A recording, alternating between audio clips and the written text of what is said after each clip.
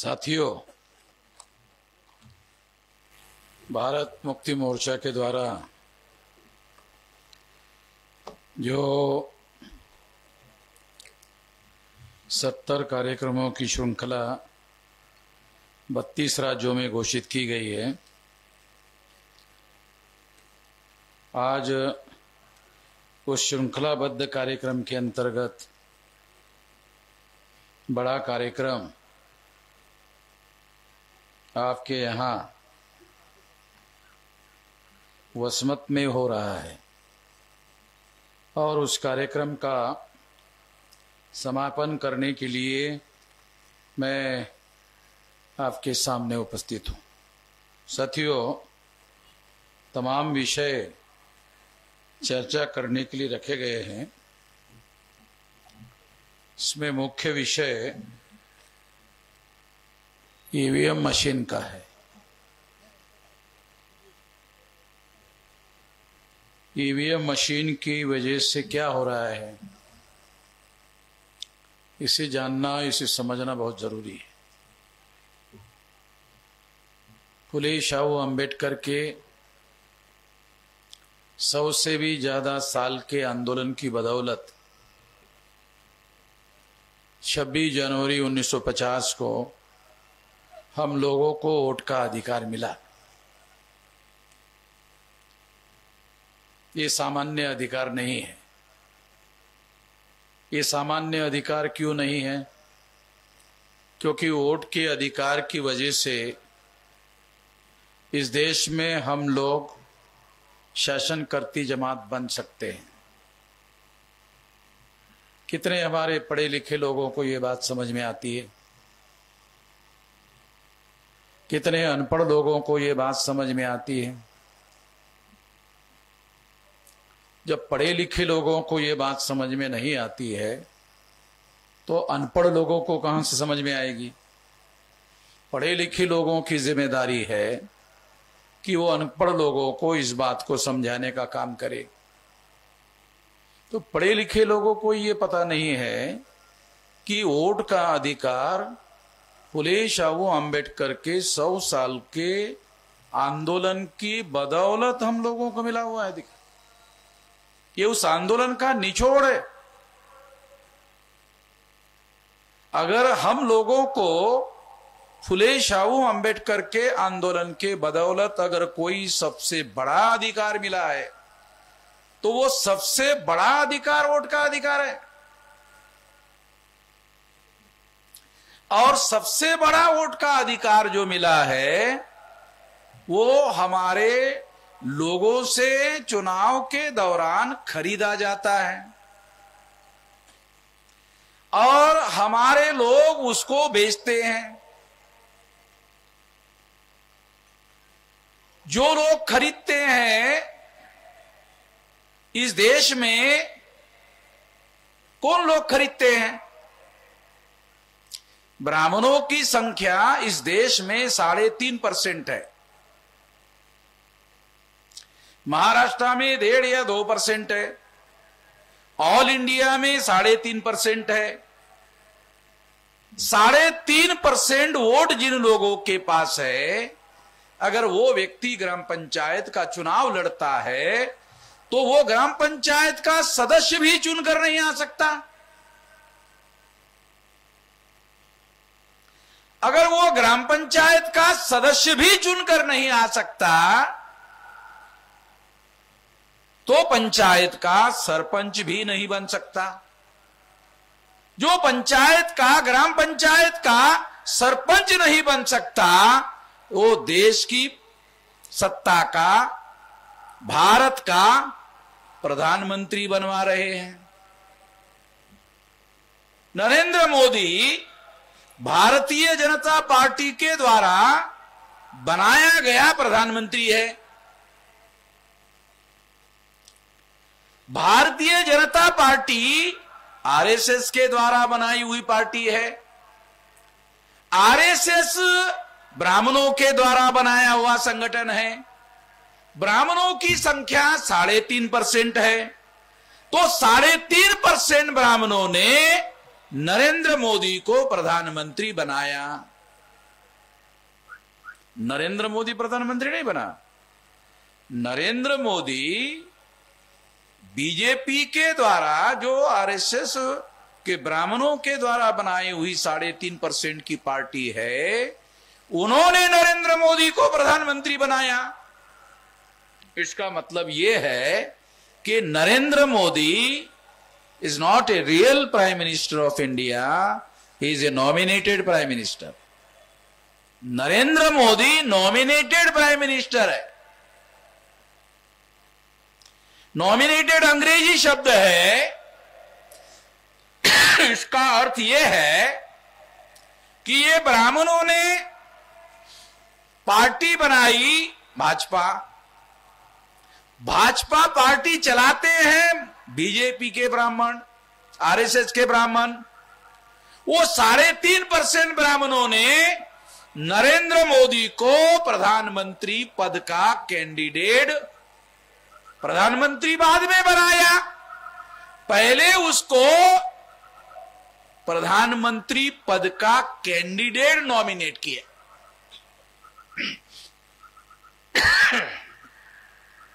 क्योंकि पार्टी नरेंद्र मोदी की नहीं है, पार्टी आरएसएस की है,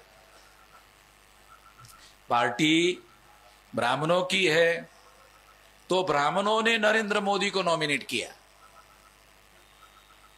नॉमिनेट करने की वजह से वास्तविक सत्ता, ये सत्ता नरेंद्र मोदी की नहीं है, ब्राह्मणों ने नरेंद्र मोदी को दी है।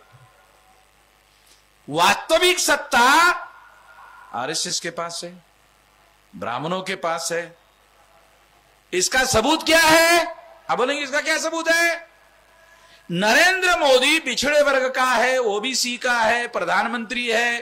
प्रधानमंत्री के पास ओबीसी की गिनती करनी चाहिए कि नहीं गिनती करनी चाहिए, अधिकार मोदी के पास है।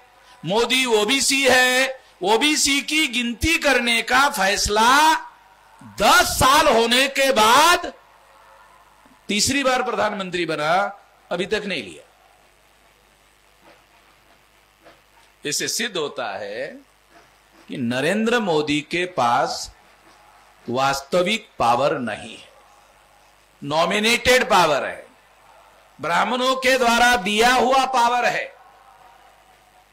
अगर ब्राह्मणों के द्वारा दिया हुआ पावर है तो ब्राह्मण उसको निकाल भी सकते हैं। पार्टी ब्राह्मणों की है, इसलिए नरेंद्र मोदी ओबीसी की जाति आधारित गिनती करने का फैसला आज तक नहीं कर पाए। ये इस बात का सबूत है कि पावर ब्राह्मणों के पास है, मोदी के पास नहीं है। इस तरह से नरेंद्र मोदी ब्राह्मणों का नॉमिनेटेड प्राइम मिनिस्टर है, ब्राह्मणों के द्वारा चुना हुआ। वाईट शब्द जर समजा वापरायचा झाला, वाईट ऐकायला बरं वाटत नाही, मामनाचा ठेवलेला प्रधानमंत्री। आता जास्त जर तुम्हाला समजावून सांगायचं झालं तर एक माणूस लग्न करतो, लोक म्हणतात ही लग्नाची त्याची कायदेशीर बायको आहे। अरे मग तो माणूस विचारतो, अहो साहेब हे दुसरी कोण आहे? ठेवलेली म्हणतात की नाही गावात, गावात लोक म्हणतात की नाही ठेवलेली। नरेंद्र मोदी असं ठेवलेलं आहे। काही लोकांना काय वाटते, वामन मेश्राम बेकायदेशीर बोलून 10 वर्षापासून बोलून राहिलो, अजूनही नरेंद्र मोदींनी माझ्यावर केस केली नाही। कारण त्यांनी केस केली की मी कोर्टातच सांगतो, त्यामुळे त्यांनी माझ्यावर केसच केली नाही आणि मी जेलमध्ये जायला तयार आहे। त्याचे माझ्या कारण मी गुजरातमध्ये जेलमध्ये जाऊन आलोय, मोदीच्या गुजरातमध्ये जेलमध्ये जाऊन आलो, त्यामुळे जेलमध्ये गेल्यानं काहीच नुकसान होत नाही। आमच्या लोकाला पोलीसचे लोक म्हणतात जेल में भेज दूंगा, पण मी जाऊनच आलो। त्यामुळे पोलिसांनी जर तुम्हाला म्हटलं आपल्या अधिकारासाठी लढत असताना जेल में भेज देंगे, मग तुम्ही म्हणायचं चला चला। ते म्हणतात थांबा थोडस साहेबांना विचारून येतो। मुंबईला आम्ही जेल भरो आंदोलन सुरू केलं. माझा हात पकडून इन्स्पेक्टर घेऊन गेला अर्धा किलोमीटर दूर. असा हात पकडला, घेऊन गेला आणि सोडून दिला. अरे म्हटलं इथं कुठे जेल आहे? नाही म्हटलं हे असंच जेल आहे. असा माझा हात पकडला, अर्ध्या किलोमीटर घेऊन गेला आणि सोडून गेला. तो जेल में जाने के लिए हमारे लोगों को हमेशा तैयार रहना चाहिए. गांधी जी जेल में जाते जाते ही महान हो गए. गांधी जी महान नहीं थे, टिल्ले आदमी होते हैं. गांधीजी सब ज्या लोकांनी गांधीजीला बघितलं नाही त्यांनी गांधीजीच्या पुतळ्याजवळ जायचं आणि असं बघायचं तर त्याच्या लक्षात येते अरे चायला सिंगल हड्डीचा माणूस आहे. आपण ग्रामीण भागात बोलतो ना अरे काय डबल हड्डीचा माणूस आहे जरा. पण तुम्ही गांधीजीचा पुतळा जर बघितला तर तुमच्या असं चायला काय सिंगल हड्डीचा माणूस आहे. लुकडीला आपल्या मराठी भाषेत काय म्हणतो आपण, काय लुकडीला माणूस आहे. ते लुकडीला आहे आणि लुकडीला असल्यामुळे त्याला जास्त भूकही लागत नव्हती म्हणून उपाशी राहायचा आणि मरणाचं नाटक पण करायचं चांगला. आणि पेपरवाले हवा तयार करायचे, आता मरणार मरणार मरणार. बाबासाहेब आंबेडकरांच्या मुद्द्यावर सुद्धा गांधीजीने उपवास केला होता. पण बाबासाहेब काही त्याचा उपवास सोडायला गेलेच नाही. काही लोकांना वाटलं मरून जाईल. बाबासाहेब माहिती मरणार नाहीये. मग त्यांच्या लक्षात आलं की आंबेडकरांवर आपल्याला दबाव टाकावा लागेल. तेव्हा नाही तर आंबेडकर काही उपोषणाला घाबरणार नाहीये. साथियों, बाबा साहब आंबेडकर ने 17 अगस्त 1932 को कमुलरडवाड़ अंग्रेजों से लड़ झगड़ कर जीत के लाया था. उसके माध्यम से सेपरेट इलेक्टोरेट का अधिकार मिला था. सेपरेट इलेक्टोरेट का अधिकार क्या है? शेड्यूल कास्ट के लोगों को शेड्यूल कास्ट का कैंडिडेट खड़ा करने का अधिकार था और शेड्यूल कास्ट के लोगों को ही अपने वोट देने का अधिकार था. आदिवासियों को अपना कैंडिडेट खड़ा करने का अधिकार था और आदिवासियों को ही वोट देने का अधिकार था. इसका मतलब है शेड्यूल कास्ट के लोग शेड्यूल कास्ट का कैंडिडेट चुन सकते थे, आदिवासी के लोग आदिवासी का कैंडिडेट चुन सकते थे. ये दोनों अधिकारों के खिलाफ गांधी जी ने आमरण अनशन किया और कहा इनको ये अधिकार नहीं मिलना चाहिए. तो बाबा साहब आंबेडकर ने पूछा क्यों नहीं मिलना चाहिए? कहा देश के लिए खतरा है. सरदार पटेल ने गांधी जी को पूछा देश के लिए खतरा कैसे है? गांधी जी ने सरदार पटेल को कहा देश के लिए बाद में है, तेरे को पहले है. कहा मेरे को पहले कैसे? कहा कि उनके सही और सच्चे नुमाइंदे चुनकर जाएंगे तो तुमको प्रधानमंत्री बनने नहीं देंगे. आजाद भारत में तुमको प्रधानमंत्री नहीं बनने देंगे. 131 मेंबर पार्लियामेंट चुनकर जाएंगे तो बहुमत के लिए जो आंकड़े लगेंगे कांग्रेस के पास नहीं रहेंगे और वो उनको समर्थन नहीं देंगे तो तुम प्रधानमंत्री नहीं बन सकते. इसका अर्थ ये है सेपरेट इलेक्टोरेट से सही और सच्चे प्रतिनिधि चुनने का अधिकार बाबा साहब आंबेडकर ने हासिल किया था. वो सही और सच्चे प्रतिनिधि चुनकर नहीं जाने चाहिए. इसके लिए गांधी जी ने आमरण अनशन किया था और हमारा हक और अधिकार छीन लिया था. दुनिया वाले कहते हैं कि गांधी जी महात्मा थे. मैं गांधी जी को कहता हूं जहां तक SC ST का अधिकारों का सवाल है उसके अधिकार छीनने वाला गांधी शैतान था. हमारे हद तक तो मैं ऐसा कह सकता हूं. अगर किसी को एतराज है, गांधी जी को मानने वाले लोगों को एतराज है तो वो मेरे खिलाफ में केस दाखिल कर सकते हैं. अगर SC ST के लोगों को सेपरेट इलेक्टोरेट गांधी ने खत्म नहीं किया होता तो OBC की जाति आधारित गिनती अब तक हो गई होती. SC ST को सेपरेट इलेक्टोरेट के अधिकार खत्म करने की वजह से रियल रिप्रेजेंटेशन नहीं मिला, और रियल रिप्रेजेंटेशन नहीं मिला, इसके लिए जिम्मेदार गांधी जी है। और गांधी जी की वजह से ओबीसी की जाति आधारित गिनती नहीं होती है। कितने ओबीसी के लोगों को पता है? जो ओबीसी के लोग गांधी जी को महात्मा कहते हैं, अगर उनको मालूम हो जाए तो मेरे पहले ही उसको शैतान बोलेंगे।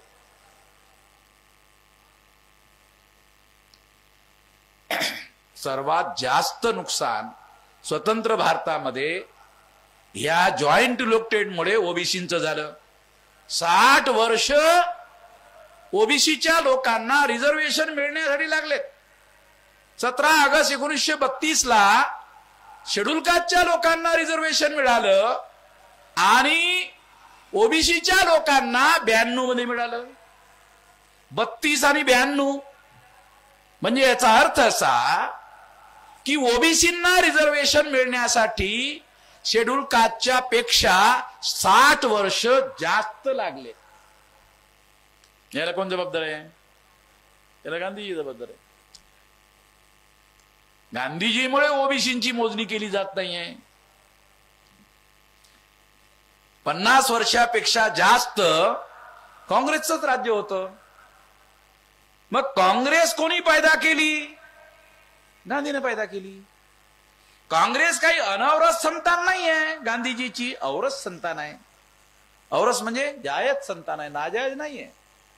काँग्रेस ही गांधीची जायज संतान आहे। त्या जायज संतांनी ओबीसीला मोजलं नाही,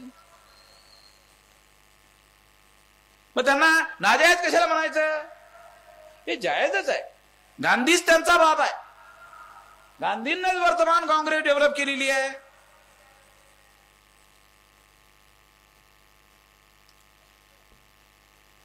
तेव्हा आजच्या ज्या आमच्या समस्या आहेत, ओबीसीची जाती आधारित गिनती असू द्या किंवा भारतीय घटना इम्प्लिमेंट न करण्याची समस्या असू द्या, घटना ही आमच्या समर्थनामध्ये आहे। मूळ निवासी बहुजनांच्या समर्थनामध्ये आहे, म्हणून ती स्वतंत्र भारतामध्ये आजपर्यंत लागू करण्यात आली नाही। ती जर लागू केली असती तर आमच्या लोकांच्या जीवनामध्ये क्रांती झाली असती। संविधान लागू करण्यात आले नाही, घटना लागू करण्यात आलेली नाही, याला सर्वात प्रथम गांधीजी जबाबदार आहेत, कारण गांधीजींनीच तशा पद्धतीची काँग्रेस निर्माण केली। ते एससी एसटीच्या 131 लोकांना तिकीट देतात, ते त्यांना निवडून आणतात आणि संसदेमध्ये गेल्यानंतर 131 एससी एसटीचे खासदार बोलतच नाहीत, कारण ते जॉईंट इलेक्टेड लागू करण्यात आलेलं आहे। त्यांना बोलू दिलं जात नाही। संसदेमध्ये तलवारी चालायच्या नसतात, शस्त्र चालवायची नसतात, तोंडानं बोलायचं असते। संसदेमध्ये बोलून लढाई लढायची असते। आमचे प्रश्न संसदेमध्ये मांडायचे असतात, ते बोलतच नाही, कारण त्यांना ज्या काँग्रेसनी आणि बीजेपीने तिकीट दिली, जे बीजेपी वाले गांधीला विरोध करतात, नाटकं करतात, कारण त्यांच्या माध्यमातून जे जॉईंट इलेक्टेड लागू करण्यात आलेलं आहे, त्या जॉईंट इलेक्टेड मधून बीजेपीचे एससी एसटीचे 78 खासदार निवडून आलेत। अरे त्यांनी गांधीचा गौरव केला पाहिजे। बीजेपीच्या देशाच्या लोकांनी गांधीच्या जॉईंट इलेक्टेड मधून बीजेपीचे 78 लोक निवडून आलेत।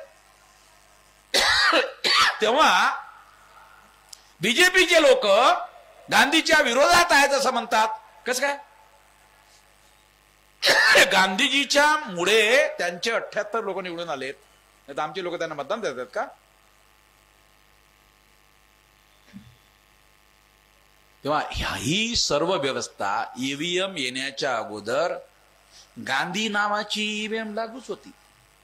त्याला गांधी सुद्धा ईव्हीएमच आहे, कारण गांधीनं उपवास करून आमचा सेपरेट इलेक्टेडचा अधिकार संपवला आणि ईव्हीएम मुळे काय झालंय? ईव्हीएम आलं, त्यांनी काय केलंय? त्यांनी आमचा जो मतदानाचा अधिकार आहे तो गायब करून टाकला। ईव्हीएम मुळे मतदानाचा अधिकार गायब झाला, कारण ईव्हीएम आमच्या मतांची चोरी करते। तुम्हाला माहित आहे का, महाराष्ट्राच्या निवडणुकीमध्ये 288 मतदारसंघापैकी 232 जागा बीजेपीच्या निवडून आल्या। बीजेपी आणि गठबंधन 232 जागा। सरकार बनवण्यासाठी किती पाहिजे होत्या? 145 जागा। किती निवडून आल्या? 232। आता काल निवडणूक आयोगाचा जो राजीव कुमार आहे त्यांनी घोषित केलंय, काल्पनिक नाही सांगत, निवडणूक आयोगाच्या कमिशनरनी राजीव कुमारने घोषित केलं की महाराष्ट्राच्या निवडणुकीमध्ये 76 लाख मतांचा हिशेब लागत नाही। किती मतांचा? 76 लाख मतांचा हिशेब लागत नाही, तो आम्हाला मिळून नाही राहिला। कोण म्हणतंय? हिशेब ठेवणारा माणूस म्हणते। तो हिशेब ठेवणारा माणूस निवडणूक आयोगाचा कमिशनर राजीव कुमार, त्यांनी स्वतः स्टेटमेंट दिलंय, त्याचं स्वतःचं स्टेटमेंट आहे। 76 लाख महाराष्ट्रातले 76 लाख मतांचा हिशेब मिळत नाहीये। ती कुठे गेली आम्हाला दिसून नाही राहिले। अरे ते मोजताना होते, अच्छा तुम्ही ते मोजल्यामुळे 232 जागा बीजेपीच्या निवडून आल्यात, आणि त्या जर मोजल्या नसत्या तर बीजेपीच्या 232 निवडून आल्या नसत्या। मोजल्यानंतर तुम्ही त्यांना सर्टिफिकेट दिलेत, आणि सर्टिफिकेट दिल्यानंतर म्हणता ते दिसतच नाहीत। ते 76 लाख मतं कुठं ते दिसून नाही राहिलेत, कारण आरटीआय मधल्या लोकांनी ते विचारलं त्याला, त्याचं सर्व डॉक्युमेंट माझ्याजवळ आहे। ज्या व्यक्तीने विचारलंय ते डॉक्युमेंट माझ्याजवळ आहे, त्यांनी लिहून दिलं त्याला, ज्याला लिहून दिलं त्यांनी मला दिलंय। म्हटलं मला दे, तुझ्या कामाचं नाही आहे, तुझ्याजवळ घरी पडून राहील हे आकडे, हे मला दे। त्यांनी मला दिलं। 76 लाख मतांचा हिशेबच नाही आहे। त्या 76 लाख मताच्या आधारावर बीजेपीचे 232 लोक निवडून आणलेत। बीजेपीचे लोक बरेच दिवस मंत्री नाही बनवू शकले, हा त्याचा घोड आहे। त्यांना आश्चर्य, इतके कसे आले? आम्ही तर इतके लावले नव्हते, इतके कसे आले? म्हणजे ईव्हीएम मशीन मध्ये ओपनली स्वतः पहिल्यांदा निवडणूक आयोगाच्या अधिकाऱ्यांनी, तेही चीफ इलेक्शन कमिशनरनी 76 लाख मत गायब आहेत। महाराष्ट्राच्या विधानसभेने पहिल्यांदा ईव्हीएम मध्ये घोटाळा होतो, 76 लाख मताच्या आधारावर मान्य केले। निवडणूक आयोगाच्या चीफ इलेक्शन कमिशनरनी मान्य केले। तेव्हा किती भयंकर गोष्ट आहे।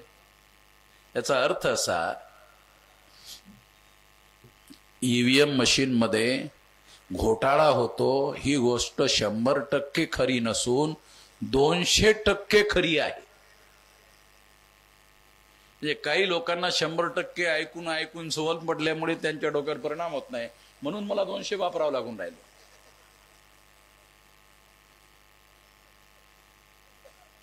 तेव्हा ही जी ईव्हीएम आहे ही ईव्हीएम गेली पाहिजे। आणि बॅलेट पेपरवर अमेरिकेमध्ये निवडणुका होतात, अमेरिकेच्या पेक्षा टेक्नॉलॉजी चायला जास्त आहे भारतामध्ये। इथं 100% शिकलेले लोक आहेत, आणि ईव्हीएम ही टेक्नॉलॉजीवर चालणारी निवडणूक प्रणाली आहे। त्यासाठी अमेरिकेतील 100% शिकलेले लोक आहेत। आमच्या देशामध्ये साक्षर आणि अर्धसाक्षर 80% लोक आहेत, त्यांच्यासाठी टेक्नॉलॉजी उपयुक्त मुद्दा नाही आहे, कारण त्यांना टेक्नॉलॉजी मध्ये बटन कोणतं दाबायचं ते सुद्धा पूर्णतः कळत नाही. तिथं सांगण्यासाठी माणूस ठेवावा लागतो. आणि बटन दाबल्यानंतर ती जी पेपर टेल मशीन लागलेली आहे ती डोळ्यानं दिसणारी ती मी लावली सुप्रीम कोर्टामधून ऑर्डर आणून.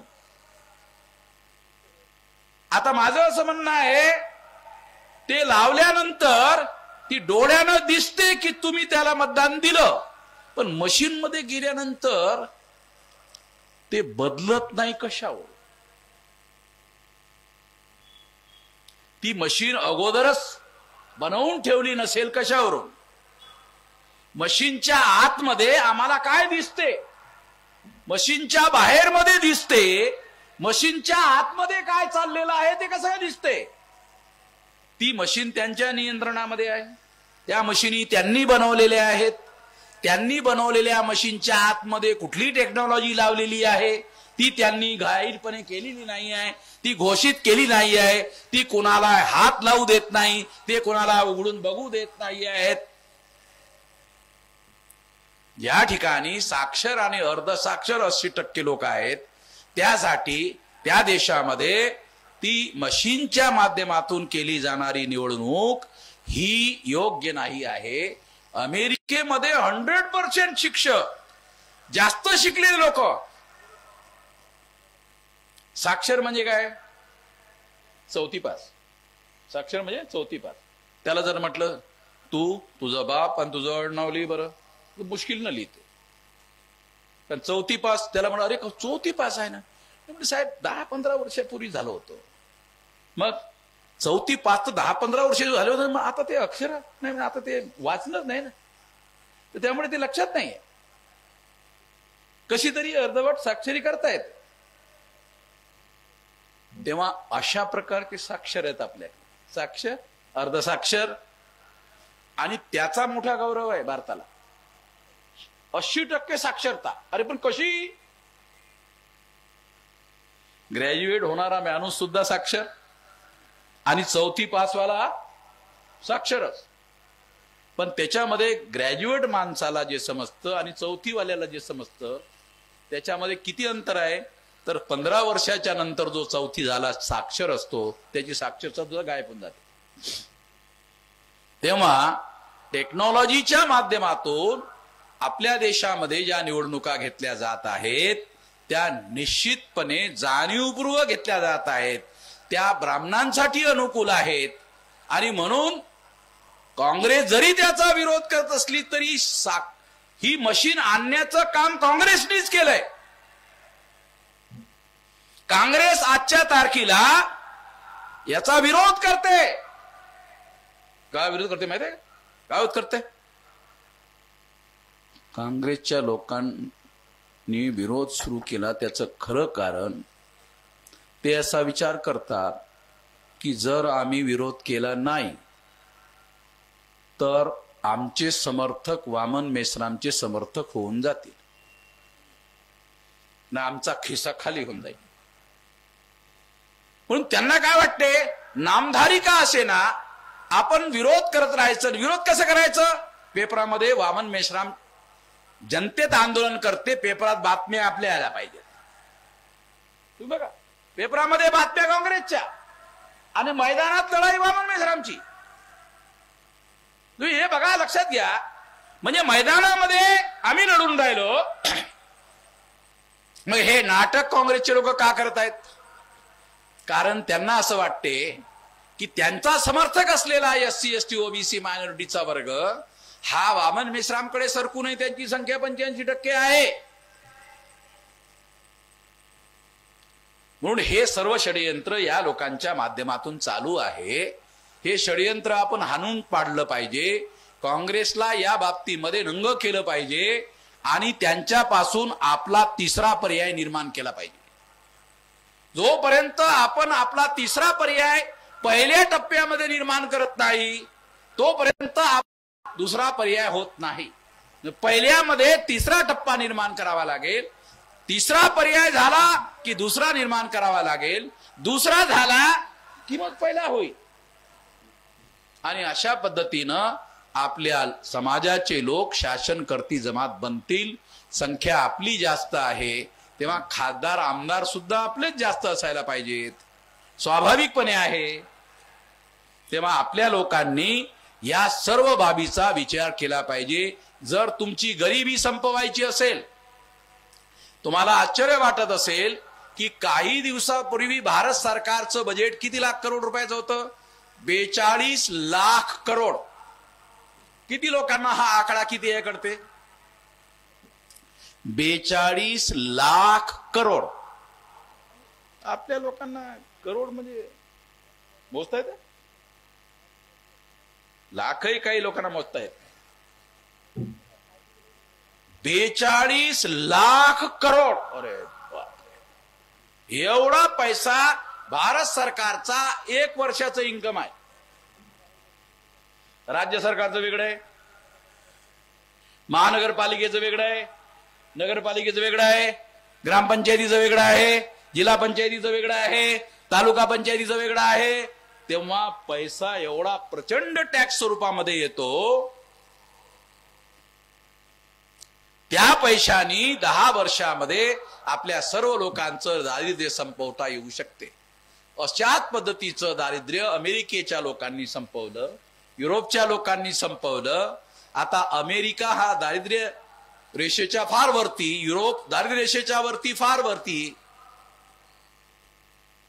त्यांच्याकडे अतिरिक्त संपत्ती आहे अमेरिकेजवळ. ते गरीब राष्ट्राला मदत करत राहतात, आफ्रिकन देशांना.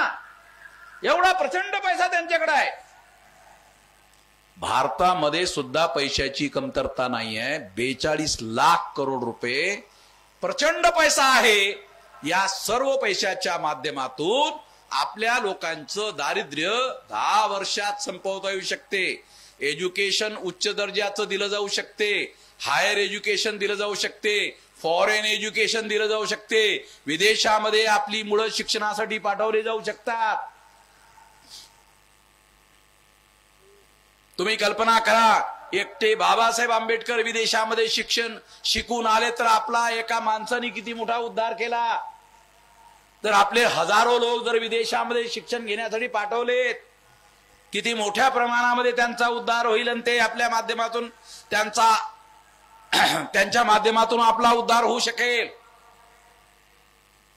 तेव्हा आपल्याला मोठ्या प्रमाणामध्ये उद्धार करण्याचा मार्ग अस्तित्वात आहे. तो ईव्हीएम मशीनच्या माध्यमातून आपली मतं चोरी केली जात आहेत.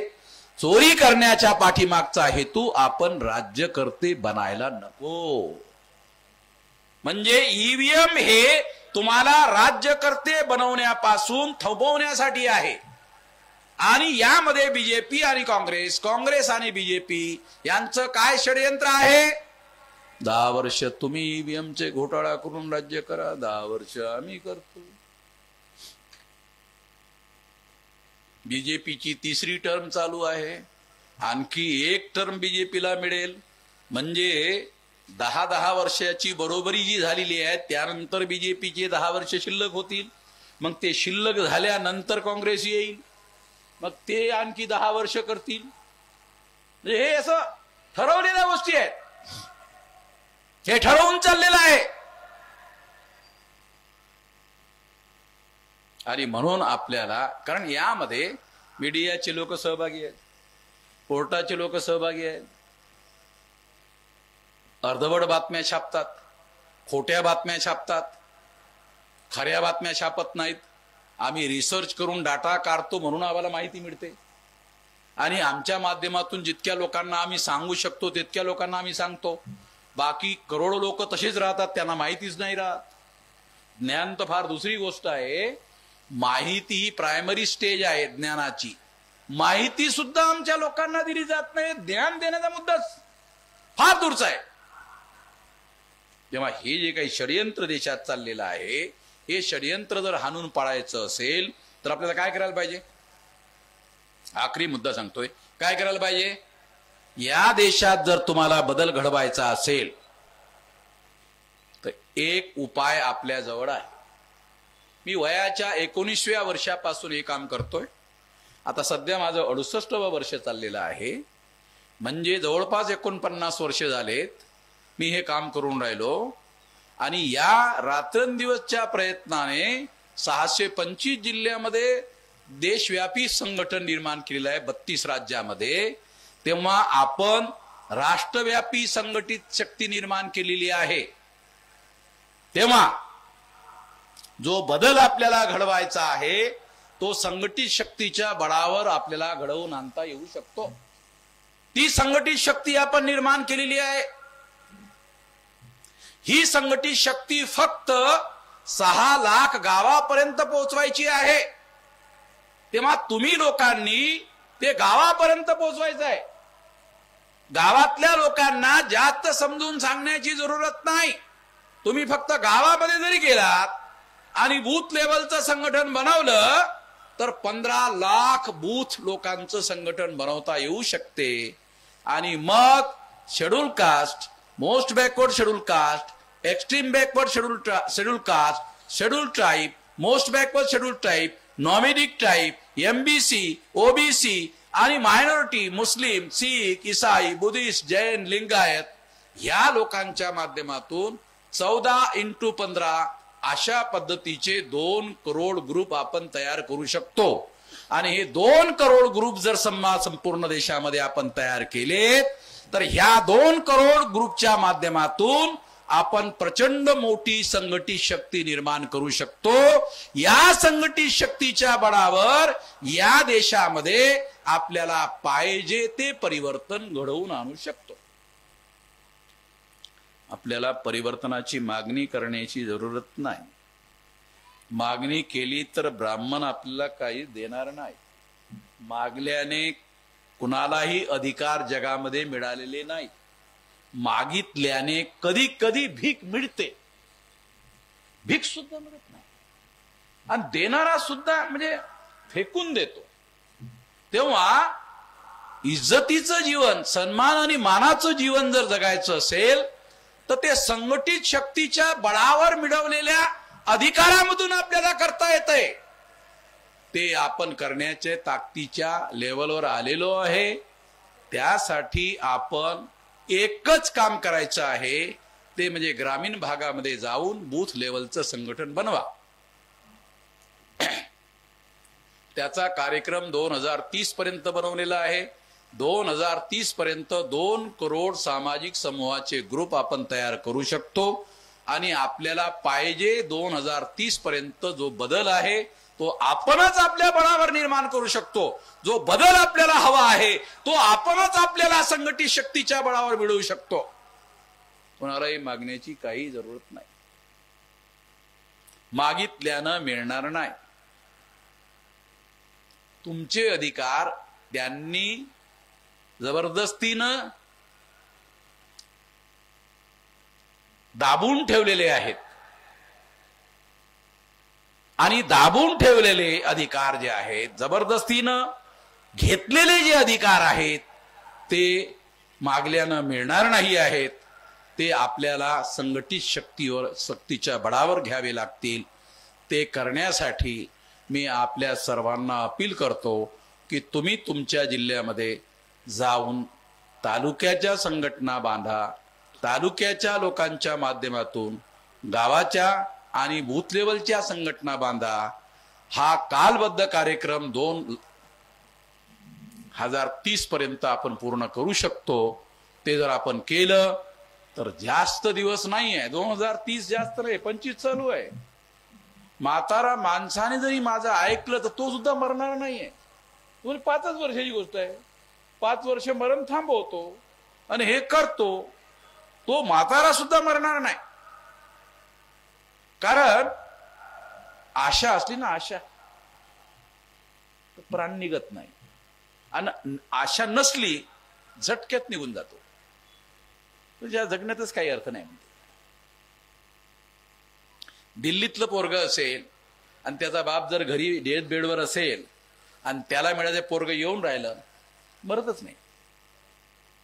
ते पोराची वाट बघून ते थांबवूनच ठेवते. आणि पोरग आलं आणि पोराला बघितलेच जाते. आहे की नाही? गावामध्ये असा अनुभव आहे की नाही? माझा अनुभव आहे, तुम्हाला सांगतो, वस्तुस्थिती सांगतो. म्हणजे आशा के ऊपर सारी बातें निर्भर है। तो हमारे अंदर आशा का संचार हमारे बल पर, संगठित बल पर किया जा सकता है और सफलता हासिल की जा सकती है। ऐसा हमको करना चाहिए। मांगने का काम छोड़ देना चाहिए। मांगने से कुछ भी मिलने वाला नहीं है। इतना कहकर मैं अपनी बात यहीं पर समाप्त करता हूं। और आपने मेरी बात ध्यान से सुनी, इसके लिए आभार, धन्यवाद।